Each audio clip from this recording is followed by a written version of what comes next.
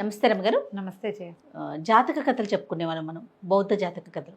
అలాంటిది ఏదైనా చెప్పుకుందామండి? దీన్ని జాతక కథ అంటానికి వీల్లేదు, కానీ బుద్ధుడి కథ అనుకుందాం. ఓకే. క్రమబోధ.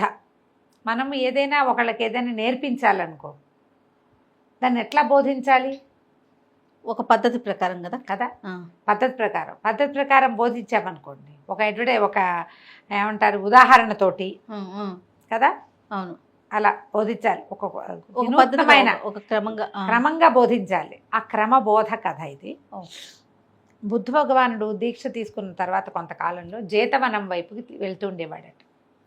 ఆ వనానికి దగ్గరలో పెద్ద, ఇది వనం అంటే ఇది జనాలంతా తిరగలిగేది, దాన్ని ఆనుకుని చాలా పెద్ద అడవి ఉండేదట. ఈ అడవిలో ఒక సవరవాడు ఉండేవాడు. సవర అంటే అదొక జాతి, బోయల్లాగానే అదొక సవర జాతి. వీడికి వేట అంటే మహా పిచ్చి. సాధారణంగా ఈ సవర జాతుల వాళ్ళకి వేట అవసరంగా ఉంటుంది ఆహారానికి. వీడిది ఆహారపు కాదు, సరదా. దొరికినట్టు చంపేయటం, చంపటం అంటే వాడికి ఆసక్తి. కొంతమంది అలా ఉంటారు. అవునవును. హింస. ఆహారం కోసం ఒక లేడీని కొట్టి వెళ్ళిపోవటం కాదు. ఆ వెళ్ళిపోతుంటే వాడికి ఇంకేదైనా నక్కోటి ఎక్కువ కనపడేది, నక్కని కొట్టడం ఎందుకు, నక్కని కూడా కొడతాడు వాడు. దాన్ని ఏం తిండు, చంపుతాడు. పులి దాని దారిని అది పోతుంది, అయినా కూడా వీడు చంపుతాడు. చంపడం అనేది వాడి ప్రవృత్తి. పైగా ఈ అడవిలో నన్ను మించిన వేటగాడు లేడని చాలా ప్రగల్భాలు గొప్పలు ఉండేవి. ఈయన వాడు అలా మాట్లాడుతున్నప్పుడు చూశాడు, ఆయన వాడి గురించి విన్నాడు. వాడిని మార్చాలని ఉంది ఆయనకి. అహింస. నువ్వు ఆహారం కోసం చంపచ్చు, తప్పదు, ఇక నీకు జీవిక లేదు కాబట్టి. ఎందుకు వృధాగా చంపాలి, దాన్ని జీవించే హక్కును పాడు చేయడానికి నువ్వెవడివి, అలా అనిపించేది. అయితే ఏం చేశాడు ఈయన, వాడికి సరిగ్గా బోధించాలని ఒకనాడు, బుద్ధుడి పద్ధతే వేరు, అచ్చు సవరవాడిలాగానే తయారయ్యట ఆయన. బుద్ధుడు ఇలా చేశాడా అని నన్ను అడగండి, ఈ కథలో ఉంది చెప్తున్నా, అంతే. చేసి ఉంటాడు, మనకు తెలియదు, ఏవో కొన్నే తెలుస్తాయి మనకి, అంతే కదండి. సరే, అయితే ఈ కొత్త సవరవాడిని చూసేసరికల్లా మన ఒరిజినల్ సవర ఆశ్చర్యపోయాడు. ఎవరు నువ్వు, ఏమిటి ఇట ఉన్నావు, నాలాగా ఉన్నావు అని అడిగాడు. నా పేరు సవర, నేను ఇక్కడ వేటాడతాను అన్నాడు. అంటే నా పేరే సవర, నా పేరే పెట్టుకున్నావు, అయినా సరే నువ్వు నాకంటే పెద్దగా వేటాడలేవన్నాడు. ఈ కొత్త సవరవాడు అన్నాడు, అలా కాదు, బ్రహ్మాండంగా వేటాడతా, మన ఇద్దరం పందెం పెట్టుకుందాం, పరిగెత్తే లేడీని కొట్టగలవా అని పాత సవరవాడు అడిగాడు.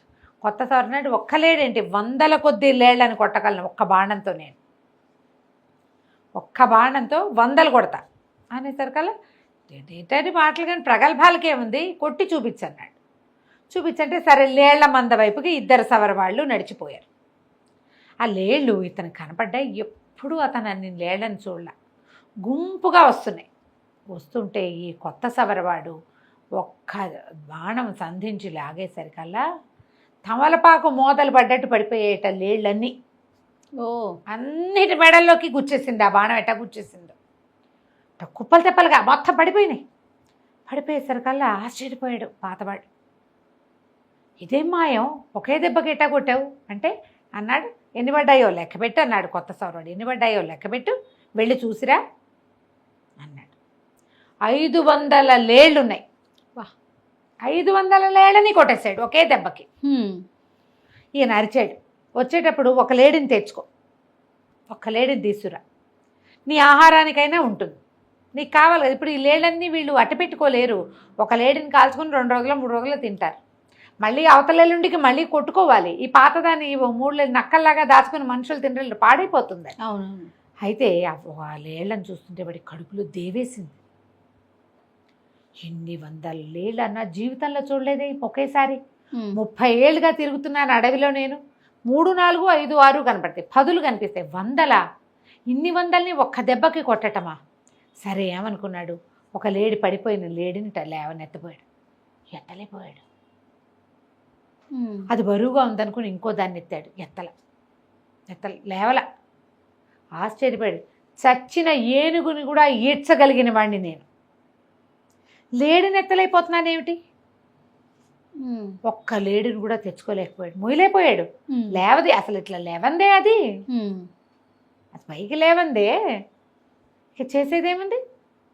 మరి తట్టిందమ్మో, ఈయనెవరో మహానుభావుడు, ఈ ఇన్నిటిని కొట్టాడంటే మామూలు విషయం కాదు ఇదని పరిగెత్తుకుంటూ వెళ్ళి కాళ్ళ మీద పడ్డాడు. అయ్యా, ఈ అమానుషమైన చర్య ఏమిటి?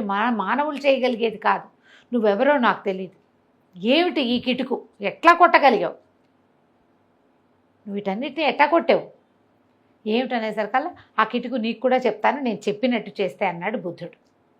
కొత్త సవరవాడి వేషంలో ఉన్న బుద్ధ భగవానుడు వీడు చేస్తానన్నాడు. సరే, ఇవాళ నుంచి 1 నెల రోజుల పాటు వేటాడద్దు, మాంసం తినద్దు.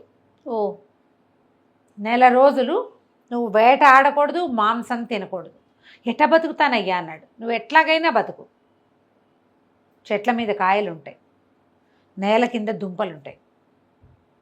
దుంపల్ల పీక్కో, చెట్ల మీద కాయలు కోసుకో, కాయ పండు కసరు తిను, తేనె దాగు. మాంసం మాత్రం ముట్టకూడదు. 1 నెల రోజులు ఉన్నావంటే ఈ కిటుకు నీకు చెప్తానన్నాడు. 2-3 రోజులు అల్లాడిపోయాడు సవరవాడు. సరే, నేను ఒప్పుకున్నందుకు.